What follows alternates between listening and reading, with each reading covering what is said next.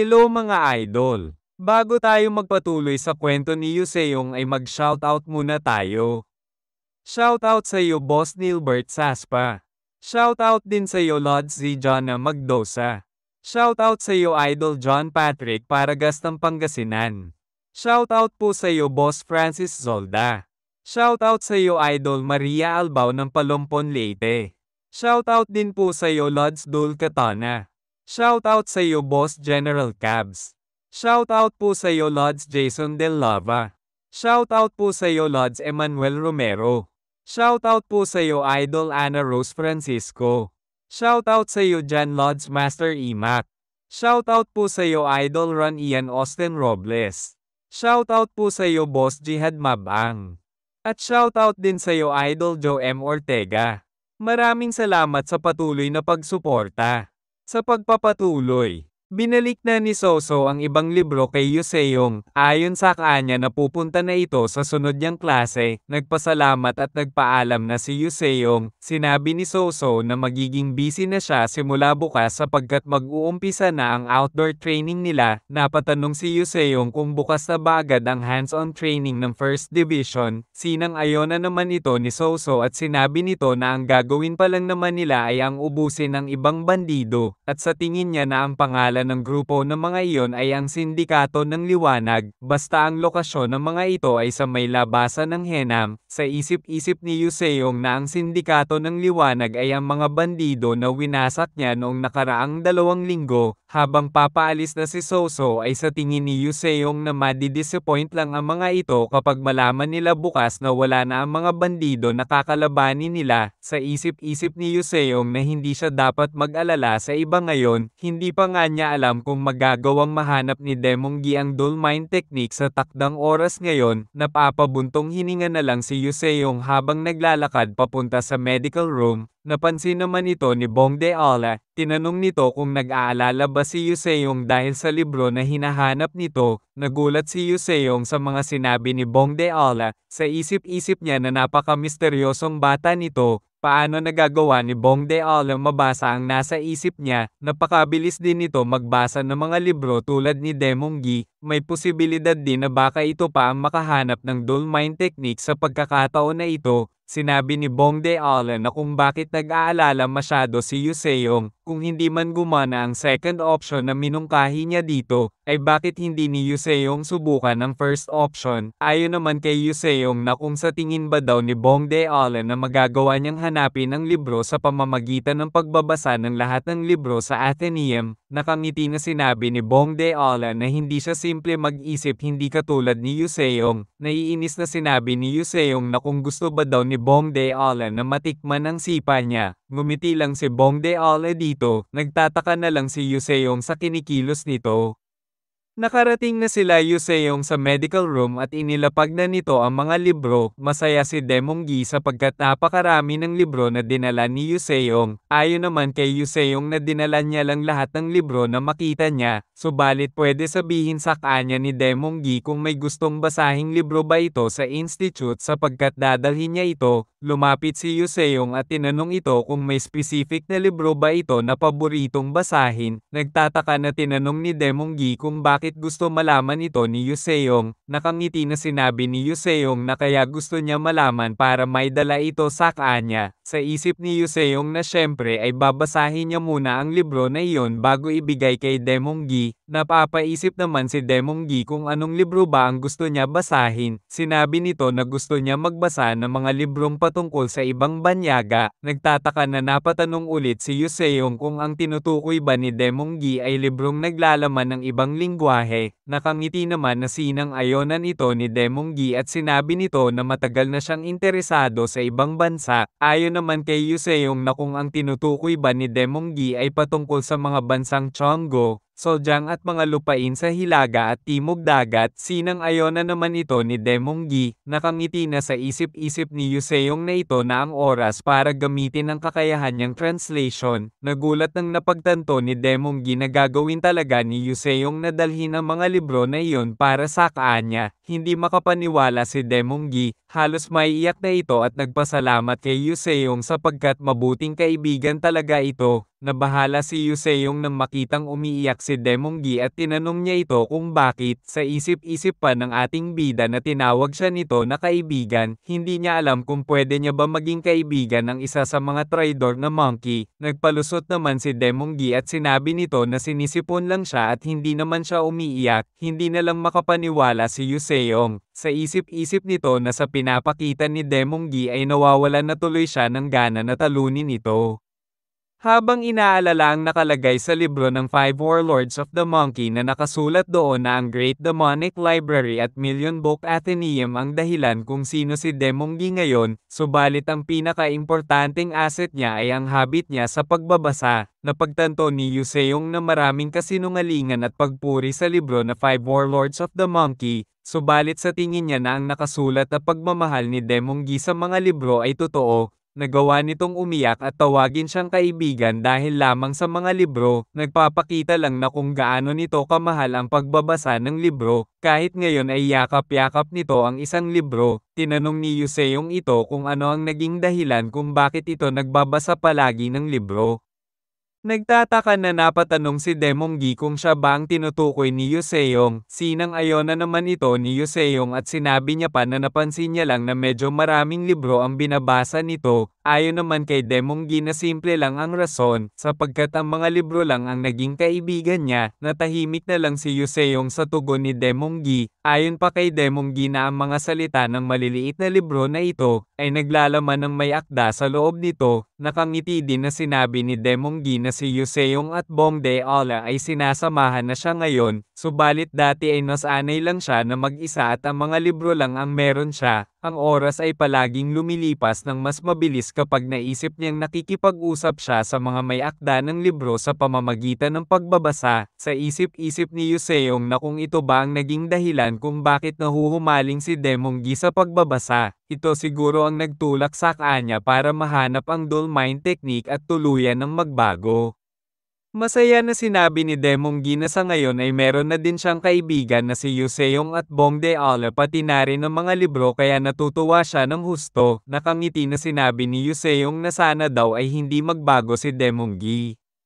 Sa kabilang banda sa lugar ng Million Book Athenaeum, ay napapasabi na lang si Yuseong na kung paano niya magagawang mahanap ang mga libro na patungkol sa banyaga sa dami ng mga libro dito. Pumunta si Yuseong sa 9th floor, Secret Manual Research Lab, at tinatanong niya kung may tao ba dito. Biglang nagsalita ang instructor at sinabi nito na nandito siya na kinagulat naman ni Yuseong. Nakangiti na sinabi ng instructor na mukhang si Yuseong ang nakipaglaban sa Blossom Blade Master na si Chorang. Tinanong din ito kung ano ang ginagawa ng pinakamatapang na miyembro ng 8th Division dito sa lugar na ito sa ganitong oras. Ayon naman kay Yuseong na nagtataka lang siya kung saan mahahanap ang mga libro patungkol sa ibang banyaga. Nakangiti naman na sinabi ng instructor na dito niya mahahanap ang mga libro na iyon. Ayon pa sa instructor na nakaimbak ang mga libro na iyon sa floor na ito at pati na rin sa susunod na floor sa taas. Sinabi naman ni Yuseong na bakit dito nakalagay ang mga libro patungkol sa ibang bansa kung ang floor na ito ay ang Secret Manual Research Lab. Nakangiti naman na pinaliwanag ng instructor na ang mga libro ng banyaga ay naglalaman ng mga bihirang sekreto na hindi mahahanap sa bansang Junguan. Dismayado na sinabi ni Yuseong na yun ba ang ibig nilang sabihin sa Secret Manual. Tinanong naman ng instructor kung iba ba ito sa inaasahan ni Yuseong. Ayon naman sa ating bida na inaakala niya na ang secret manuals ay naglalaman ng ilang misteryosong mahirap at mapanganib na teknik. Tinanong naman ng instructor na kung may mas mahirap, mahiwaga, at delikado pa ba gaya ng mga banyagang libro sa Junguan.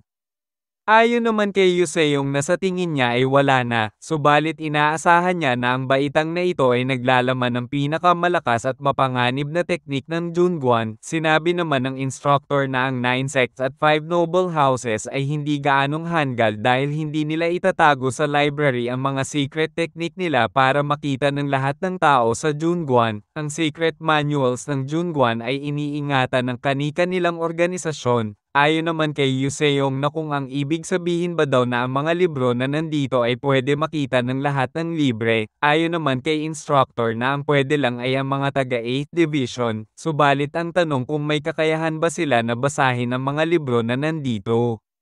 Inumpisahan na ni Yuseong na magbasa ng libro, tinanong siya ng instructor na kung kaya ba ni Yuseong na magbasa ng banyagang libro, ayon naman kay Yuseong na kaya niya basahin ito, sinabi naman ng instructor na itigil na ni Yuseong ang pagpapanggap na nababasa niya ito, hindi naman pinansin ito ni Yuseong at binasa niya ang nakasulat sa libro na nawala sa kanya ang mahika ng mga arhats, hindi makapaniwala ang instructor sapagkat nagagawa nga ni Yuseong mabasa at maintindihan ang mga banyagang libro, patuloy na nagbasa si Yuseong at sinabi nito na ito ay dapat na isang sagradong teksto, hindi makapaniwala ang lahat ng guro na nakarinig sa mga binabasa ni Yuseong, habang umaalis ang instructor ay sinabi nito na mukhang naiintindihan nga ni Yuseong ang mga banyagang libro kaya hahayaan na niya ito ipagpatuloy ang pagbabasa, nagpasalamat naman ang ating bida dito. Habang naghahanap ng libro na babasahin ay sa isip-isip niya na kung maaaring bang kilalanin ang pagbabasa bilang isang martial art, kaya susubukan niya basahin ang lahat ng libro na nandito. Habang tumitingin-tingin ay napagtanto ng ating bida na mas maganda ang nangyayari ngayon sapagkat hindi na niya kailangan pa na halughugin ang buong Athenaeum para lamang mahanap ang Dull Mind Technique. Sa ngayon ay ang 9th floor ay mayroon lamang na mga nasa 100,000 na libro. Gayunpaman ay masyado pera nitong marami para isa-isahin na basahin.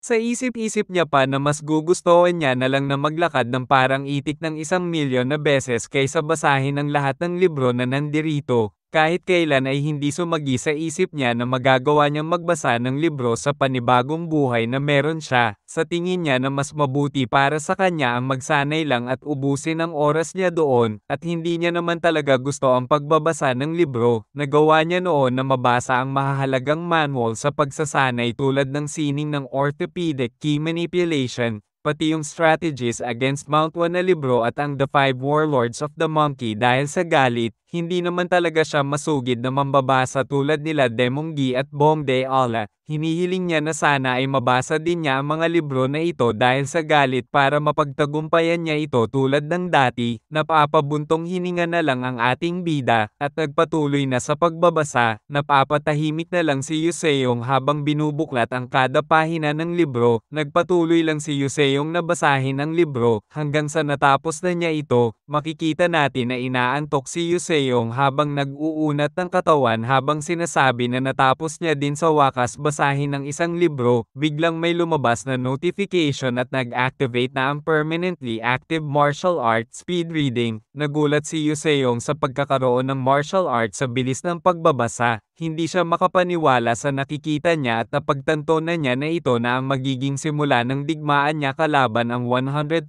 na libro na meron dito sa 9th floor. Sa kabilang banda sa Soan Mupong Security Group ay dumating si Lady Yon ang best mistress sa Thousand Fragrance Village, sinalubong ito ni Mupong leader at Winelcome sa lugar. Habang naglalakad ang dalawa ay sinabi ni Lady Yon na ang magiliw na pagbati ni Mupong leader sa kanya ay nakakatawa pakinggan. Ayon naman kay Mupong leader na buti naman ay komportable si Lady Yon at makakapag-usap sila ng komportable sa isa't isa. Sinabi naman ni Lady Yon na sinasabi ng karamihan na si Mupong leader ay itinuturing na isang taong walang emosyon, ngunit hindi ganoon ang sa tingin niya. Nagagawa pa nga daw ni Mupong leader na mag-joke sa kabila ng kaila hilakbot na sense of humor na meron ito. Ayon naman kay Mupong leader na hindi naman daw pwede na magpakita siya ng walang emosyon sa harap ng nag-sponsor sa kanila. Sinabi naman ni Lady Yon na sinabi na niya noon pa na isa lamang siya na representative ng tunay na sponsor nila, kaya hindi na kailangan pa ni Mupong leader na baguhin ang ugali nito sa harap niya. Ayon naman kay Mupong leader na kung ganoon man ang sitwasyon ay ipasa na lang ang mga ngiti niya sa taong tunay na nag-sponsor sa kanila. Tumatawa na sinabi ni Lady Yon na susubukan niya gawin yon. Nakita ng dalawang magkapatid si Mupong Leader at binati nila ito. Nakangiti naman na kumaway din si Mupong Leader sa dalawang magkapatid. Biglang bumanat si Mupong Leader at tinanong si Lady Yun kung may paraan ba para malaman nila kung sino talaga ang nag-sponsor sa kanila. Sinabi naman ni Lady Yun na gusto niya din sana ito sabihin sa kanila subalit hindi niya din kilala kung sino ito, gayunpaman ay pwede niya sabihin ang dahilan ng sponsor kung bakit ito nagdesisyon na mag-invest sa kanila. Tinanong ni Mupong Leader kung anong dahilan iyon, bumalik sa tagpo kung saan ay iniaabot ni Yuseong ang isang malaking jade at sinabi nito na may gusto siyang malaman. Tinanong niya si Best Mistress kung ano ang kalimitan na ginagawa nito kapag may libreng oras siya. Nagtaka naman si Lady Yun sa tanong ni Yuseong at sinabi nito na sa pangkalahatan ay gumagawa ito ng mga gawain na napagpaliban niya at kadalasan ay naghahanap siya ng magandang libangan. Ayon naman kay Yuseong na syempre ay kalimitan ng tao ay naghahanap pa ng karagdagan na trabaho sa libreng oras na meron sila. Tinanong ni Lady Yun kung bakit ito natanong ni Yuseong. Sinabi ni Yuseong na tulad ng paghahanap ni Lady Yun ng mas maraming trabaho sa kanyang bakanteng oras, naisip din ni Yuseong na sumubok ng bago sa kanyang ekstrang kayamanan. Kaso ang problema ay kailangan niya manatili dito sa Jeongju, subalit baka pwede siyang humingi ng pabor kay Lady Yun. Nagulat si Mupong Leader na ang naging rason lang ng misteryosong sponsor nila ay nag-invest ito sa kanila dahil lamang sa marami itong pera. Sinang-ayon na naman ito ni Lady Yun at pahabol pa nito na sinabi din ng sponsor nila na ang Mupong Security Group ay isang tahanan ng mabubuting tao. Biglang may sirang sandata ang tumalsik malapit sa kinakatayuan ng dalawa. Nagulat naman ang dalawa sa nangyari. Tumatakbo ang magkapatid habang hawak ang mga sandata nito na parehas na sira at parehas na humihingi ng pasensya sa nangyari. Pinulot naman ni Lady Yun ang kapirasong kahoy at iniabot ito sa isang bata habang tinatanong kung ano ang pangalan nito. Namumula naman ang bata at nauutal habang sinasabi ang pangalan nito. Subalit mas naunan magpakilala ang batang babae at sinabi nito na ang pangalan niya ay Amy Ang, sabay turo sa kapatid na lalaki at sinabi nito na ang pangalan ng nakakatanda niyang kapatid ay si Hoya. Namumula naman na nagpasalamat si Hoya sa magandang babae na si Lady Yun habang naglalakad na pabalik ang dalawang bata sa pwesto kung saan nandoon ang tatay ni Yuseong ay sinabi ni Amy Ang na kung paano naman daw nalaman ni Hoya na maganda si Lady Yun sapagkat ang mukha nito ay may naiinis naman na binatukan ito ni Hoya at sinabi na inutil ang kapatid niya sapagkat sa mga mata pa lang ni Lady Yun ay makikita na maganda ito. Umiiyak naman si Amy Ang habang nagsusumbong sa tatay ni Yuseong na sinaktan daw siya ng kapatid niya na si Hoya. Pinagalitan naman ng tatay ni Yuseong si Hoya at sinabi nito na hindi dapat na gamitin ang kanyang lakas ng napakadali para sa walang kabuluhang karahasan. Pahabol pa nito na sinasanay nila ito para matigil nito ang ganitong uri ng karahasan gaya ng ginagawa ni Yuseong. Ang tunay na lakas ay nilalayong protektahan ang iba. Namamangha na lang si Lady Yun sa mga word of wisdom ng tatay ni Yuseong. Napagtanto ni Hoya na hindi magugustuhan ni Yuseong ang ginawa niya kaya humihingi ito ng tawad. Umiiyak naman si Amy Ang habang sinasabi na namimiss na niya si Yuseong. Ayon naman sa tatay ni Yuseong na hindi dapat sa kanya humingi ng tawad ito kundi sa kapatid niya.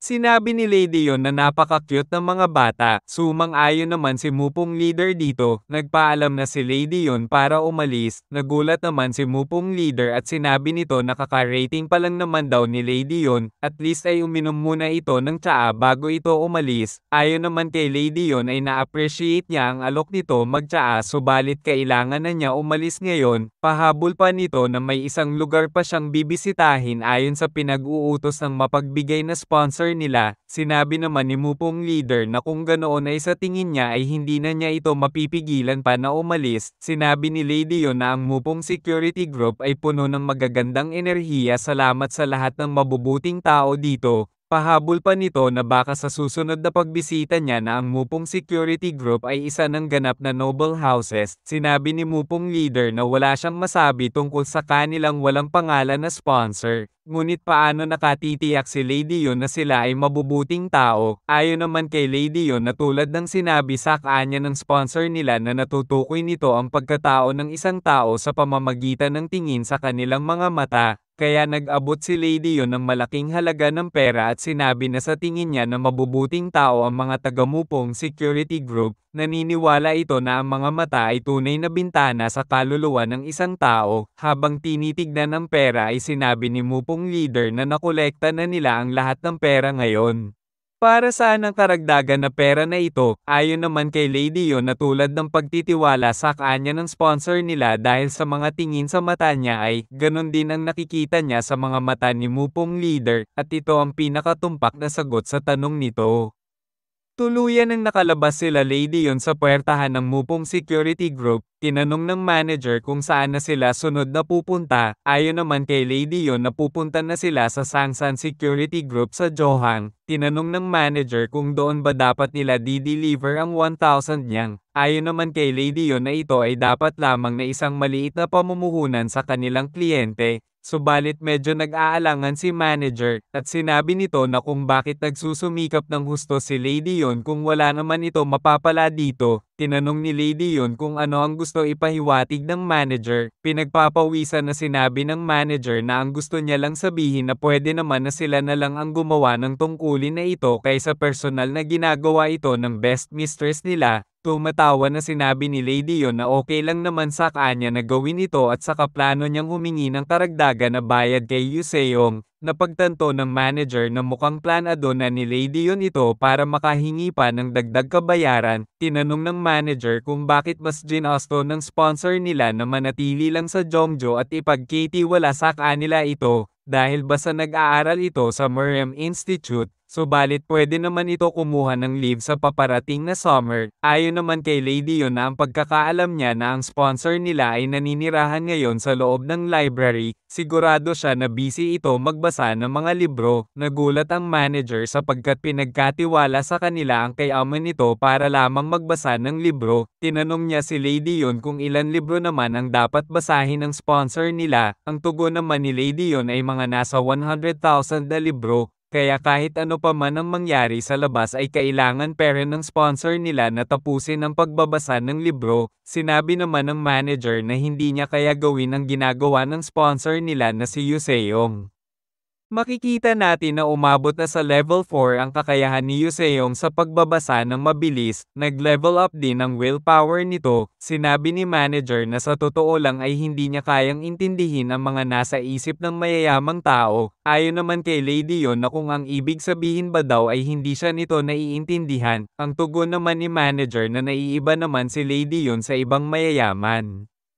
Sa kabilang banda ay natapos na ni Yuseong ang pagbabasa ng ika-1,000 na libro. Nadidismaya si Yuseong sapagkat sa tagal na niyang nagbabasa ay nakakatapos pa lang siya ng pang-1,000 na libro. Hindi niya alam kung paano tatapusin basahin ang 100,000 na libro. Lumabas ang notification na nalagpasan na ni Yuseong ang maximum muscle strength nito. At tuluyan ng nag-level up sa isip-isip ni Yuseong nakakayanin niya malagpasan ito at saka patuloy din siya lumalakas habang nagbabasa ng libro sa tulong ng iron ring sa mga kamay niya. Patuloy na tumatawa at nagsasalita si Yuseong na mag-isa at na naririnig ng mga guro ito sa baba. Sa isip-isip ng instructor nakakaiba talaga mag-isip ang mga henyo. Sa kabilang banda sa Murem Alliance Senate, ay sinabi ng monghe na narinig niya na ang kampo ng mga bandido na dapat ay aatakihin nila para makakuha ng pondo ay matagal nang may sumalakay at some-ire dito. Kinakabahan at nauutal-yutal na nagpapaliwanag si Gandewo. Ayon pa sa monghe na ang tao na lumipol sa mga bandido ay si Yuseong na ang bata na gusto sana ni Jong Jegel kunin bilang kanyang disipulo. Pinagpapawisan na humihingi ng kapatawaran si Gandewo. Nakangiti ng nakakatakot habang sinasabi ng monghe na si Jong Jegel na pangalawang anak ng Jegel family, ay naaawa ang monghe dito sapagkat walang kapangyarihan ng pamilya nito noon laban sa 5 noble houses at 9 sects. Ipinakita niya ang pakikiramay dito sa pamamagitan ng pagtatalaga sa kanyang nakatatandang kapatid bilang pinuno ng kanyang pamilya, at itinalaga naman niya ito bilang isang Murem High Lord noong unang panahon na isa lamang itong hamak na tagapagpayo noon, gayunpaman ay naglakas loob pa rin itong makipaglaban sa kanya sa kabila ng lahat ng nagawa niya dito. Makikita natin ang sobrang galit ng monghe, habang pinagpapawisan ng malala ay sa isip-isip ni Gandewo na kaya nila pinili ang miyembro ng Jegal family para maging isang Merm High Lord sapagkat ang akala nila ay madali lang nila makokontrol ang mga ito. Ngunit iyon ay naging isang kumpletong maling kalkulasyon nila. Humingi ng tawad si Gandewo sa monghe na tinuturing niyang Diyos. Sinabi ng monghe na wala dapat na ihingi ng tawad ito sapagkat isa din siya sa dahilan kung bakit pinagdadaanan nila ito ngayon. Nakikita niya kung paano si Jong Jegal ay hindi masunurin gaya ng inaakala nilang lahat. Sa isip-isip ni Gandewo na si Jong Jegal ay mas dakilang tao kaysa sa inaasahan niya. Sinabi nito na hindi niya lubos maunawaan ang mga plano ng Merm High Lord. Ayon naman sa monghe na ipagpatuloy lang ni Gandewo ang ginagawa niya tulad ng dati, maraming bagay ang magagawa ni Gandewo bilang Vice Chancellor ng Institute, tulad ng nireport nito patungkol sa maliit na grupo na kilala bilang 4 na pasaway, pinagpapawisan habang sumasang ayon si Gandewo. Sinabi ng monghe na nabalitaan niya na ang 4 na pasaway ay may koneksyon kay Jong Jegal, at ang isa sa mga ito ay nagawang makapantay sa lakas sa isang Blossom Blade Master na si Chorang sa isang laban, habang ang isa naman ay nagawang tiisin ang suntok ni Gukwon at naging opisyal na disipulo ni Jong Jegal. Sinabi ni Gandewo na pinaplano ng Merm High Lord na gamitin ang 4 na pasaway sa hinaharap, kaya puputulin niya ang kanilang mga ugat bago pa mangyari iyon. Tumatawa na sinabi ng monghe na hindi na kailangan pa na dumihan ni Gandewo ang mga sariling kamay nito. Ang isa ay maaaring mukhang walang kapantay kapag sila ay tumaas ng mas mataas, ngunit mas madalas na tumatama ang kidlat sa mga nasa itaas. Nagulat si Gandewo sa mga sinabi at ginawa ng monghe. Pahabol pa ng monghe na dapat ay gamitin ni Gandewo ang lakas na iyon para sa kalamangan nito.